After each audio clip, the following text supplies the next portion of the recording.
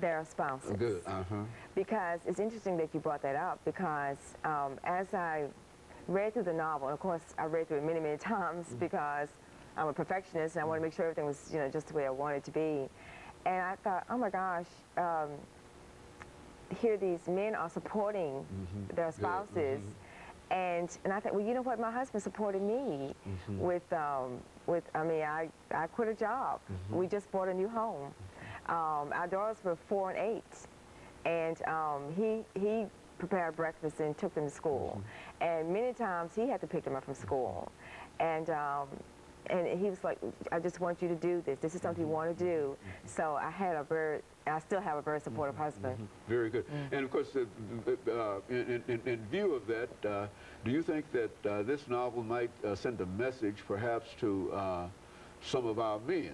And I know you're involved in the judiciary aspect of this, and we do have a large number of our young men, especially young men, who are having some real problems today in terms of their own responsibility. You look at where they are in terms of the prison system, and et cetera, et cetera. And so what they need more than anything is quite a bit of encouragement. And I think that this would be one method whereby we could encourage them, give them greater encouragement to respect women in a real sense. I think that's what we're saying. Exactly. And the men in this novel are wonderful, and they're very supportive. So even though it's a tribute to African American women, I also uplift the African American man in the novel. Okay. Very good. And of course, what about what are you planning on doing beyond this, Judge, in terms of this novel? I mean, well, have you had any book signings? I have a book signing. I've had one. I had one in December. I have one next Saturday, the February 28th. It's at the Maxwell House Hotel.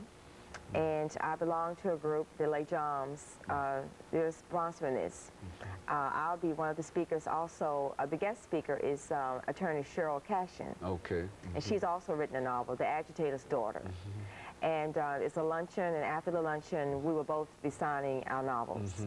Yes. And so there's some plan in terms of trying to get some publicity and reference. What if some of our viewers, over the last minute that we have here, if some of our viewers wanted to get a copy of this novel, I mean, where could they, especially the information that you gave in reference to the slave child, I found that to be one of the most fascinating parts of this novel. Where could they perhaps get Okay, the novel will soon be at the Alkebulan bookstore and also at Davis Kid bookstore within the next week or so. Okay? Good. Very good. Of course, over the last few seconds, let us thank you, Judge, for coming by and being with us and bringing us that excellent information. And let me encourage our audience also to check out Judge Carter Ball's book, As Soft as Cotton, and also to encourage you to tune in again next week for another informative edition of Comments.